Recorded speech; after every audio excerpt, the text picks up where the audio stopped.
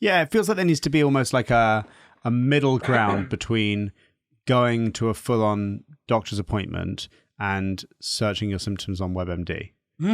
Like a middle ground where it's like, these are like therapy/doctor/some medical professional approved steps for self-treatment for things, and that definitely will exist somewhere, but sort of a central service, especially like an NHS central service, that's like, okay, if you've got a mild fear, these are some tactics we find help, like exposure therapy. You might be able to do a little bit of that yourself. Like you might be able to look at pictures of spiders, or if you see a spider, you might be able to just watch it from afar for a bit. You could put it under a glass and watch it whilst it's under the glass. Things like that.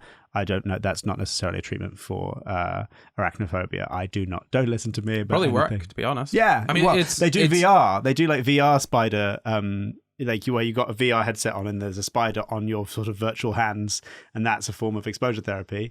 And it does help in some situations. I mean, putting a spider under glass and just watching it is essentially unstructured exposure therapy. What you're saying about there being some sort of middle ground between a doctor's appointment and WebMD, I don't know. I feel like we should just have, I mean, I agree. I feel like we should just have sort of service that's just a mental health service. Like, hey, I'm not feeling 100%. You know, it's like calling 111 if you don't know what's going on or whatever. 111, but for your head, your brain stuff. Yeah. You know, you call someone up and you're like, hey, I'm kind of feeling like this. Am I normal or am I something up? Gory, you naive boy. I once was having a mental health crisis, and I called up the equivalent of 111 mental health services, and they were so beyond useless. Really? Like it wasn't like it was like a local version. It wasn't like one of these like nice helplines. Like I've done some work with Shout, Give Us a Shout. They're great. But it was like, I think it was just like the mental health part of my GP or something like that. And the response to, I'm having a breakdown because the medication you gave me was not prescribed on time, and I had a few days off of it, and then I'm back on it at a full dose, and I'm going insane, was like, what do you want me to do about it? What? Jesus. Yeah. So worse than Remember a high that school day teacher I ended then? up like in a tree? Yeah. Yeah, that was after I'd called a mental health service and told them I was really not well and was having an adverse reaction to medication. And they were like, what do you want me to do about it? Not quite like that, but that was, I'm not exaggerating. That was the response, was like, some nice calming words. Yeah, Some soothing advice. and that the person didn't have the correct training. Yeah. And also they maybe weren't the person, the kind of, because, you know, you've got subsets of people. Some people are naturally very empathetic, naturally want to help.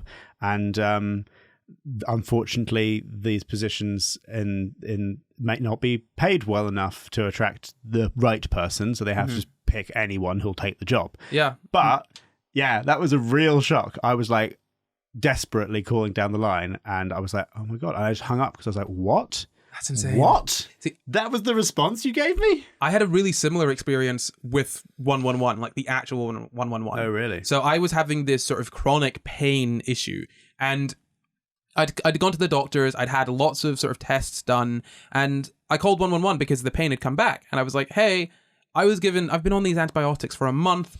The pain has come back. What is going on? You know, and these antibiotics, I wasn't allowed to go out in the sun. I couldn't properly exercise. Yeah. My body was honestly dying from the inside out. And I called up and I was like, hey, what's going on? I'm in this pain again. I don't know what to do. And the woman was just like, well, have you been taking antibiotics? I'm like, yes. And she's like, well, then it's probably just a chronic thing and there's nothing we can do about it. It'll probably be happening for the next few years on and off. And I'm like, what? Cool. Well, I mean, and I was shocked and upset because I was in an immense amount of pain, and someone had just very callously told me that pain is not going to end for a while. And I was like, what? And she was like, don't get emotional here.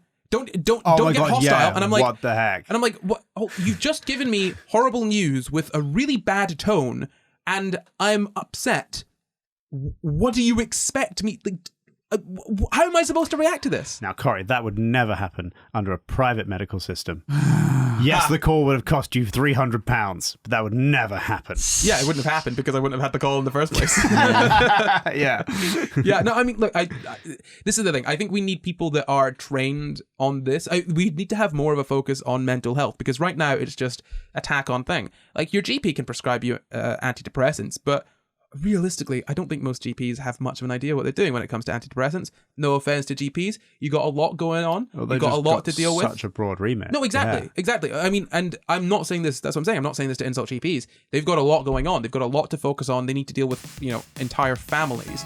And all of the health conditions that, a kid could have, an older person could have, like, a middle-aged person could have. They have to know all of that stuff and know where to direct them. And so mental health stuff is, not necessarily going to be the top priority for them, or, it's not going to be something that's, first on their docket to really dive into to understand. And with mental health, I feel like you really do need to understand it, because chucking some antidepressants at someone that's depressed isn't the same as just chucking some antibiotics at someone that's got an infection, Antidepressants have a really serious effect on you, and it's not as easy as just taking some pills till you're happy, No?